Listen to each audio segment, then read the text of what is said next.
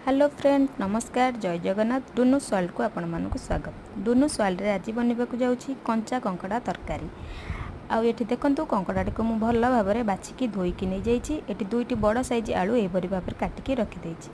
जो तेल रे आलू भाजी से तेल रे मु किछि चीनी दे ताकू नाली होगापी छाड़देवी।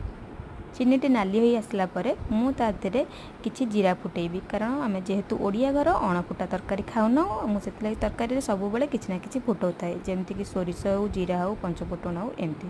जीराटी फुटी आसला परे मु एठी कटा पियाज को ऐड करदेली। पियाज को किछि समय भाजवाक लगी। पियाजटी नाली होगा पर्यंत एपरी भाव में पियाजटी को भाजतु। तापर ये अदा रसुण पेस्ट पर मुझे दुईटी बड़ पियाज गोटे रसुण और अदा नहीं जाइए ताकू ये भल भाव में ग्राइंड करदेली। एबे देखंतु पियाज परफेक्ट भाजी हो जाइए। से आम एबे ऐड करवा अदा रसुण पेस्ट। देखंतु मुझे अदा रसुण पेस्ट को ऐड कर सारा पर सब प्रकार मसला ऐड करदेवी। लुण हलदी लंकागुंड चिकेन मसला जीरा पाउडर और धनिया पाउडर आपको भल भाव में मिक्स करने छाड़देवी। आपको भल भाव में मिक्स कर सारा पर गोटे बड़ टमाटो को मुझे एपरी भाव काटिकी से ऐड करदेवी।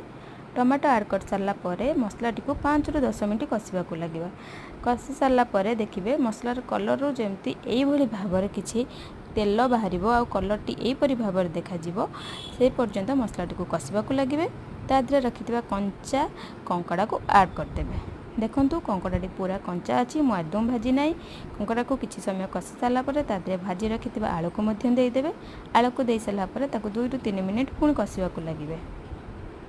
देखंतु ये कषाटा पूरा रेडी हो जाइए। आ मुझे किसी गरम पानी रखी जोटा कि तरकारी देले बहुत टेस्ट आसे। मु सब बेले से गरम पानी यूज करे। देखंतु पानी यूज कर सारा पर तरकार कलरटा ये दिशुची और केते डिलीशियस लगुच। यापर रेडी हो गला गरमा गरम कंचा कंकड़ा तरकारी।